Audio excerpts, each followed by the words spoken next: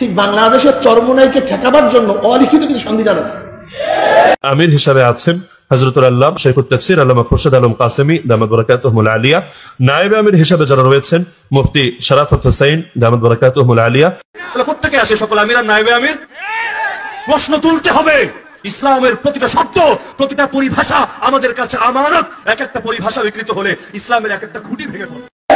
লিখিত নাই কিন্তু চরমোনাই ঠেকাও, এদের মিশন হলো চরমোনাই ঠেকাও, যে কোনো প্রক্রিয়া হোক না কেন। কিন্তু আল্লাহ পাক রব্বুল আলামিন যেই বাতি জ্বালান সেই বাতিকে ঠেকাবার নিভাবার ক্ষমতা কেউ রাখে না।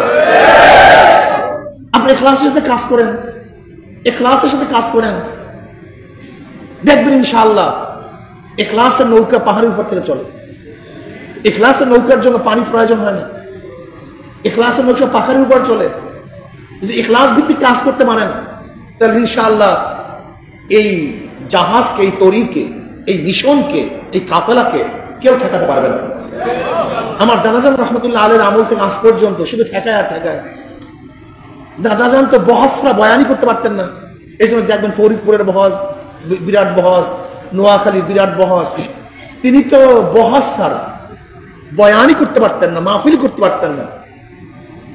দেখেন আমার দাদাজান রহমতুল্লাহ আলাইহি এই তরিকার কাজ করতে গিয়ে যত বাধার সম্মুখীন হয়েছেন, এরকম বাধার সম্মুখীন মনে হয় কেউ হন নাই। এবং আব্বাজান রহমতুল্লাহ আলাইহি কাজ করতে গিয়ে যে বাধার সম্মুখীন হয়েছেন, এরকম মনে হয় অনেকেই হয় নাই। আজকে হচ্ছি, লেকিন আল্লাহ পাক কবুল করার কারণে যারা বাধা দিয়েছে তাদের খবর নাই, কিন্তু যাদেরকে বাধা দিয়েছে তাদেরকে রুখতে পারেনি।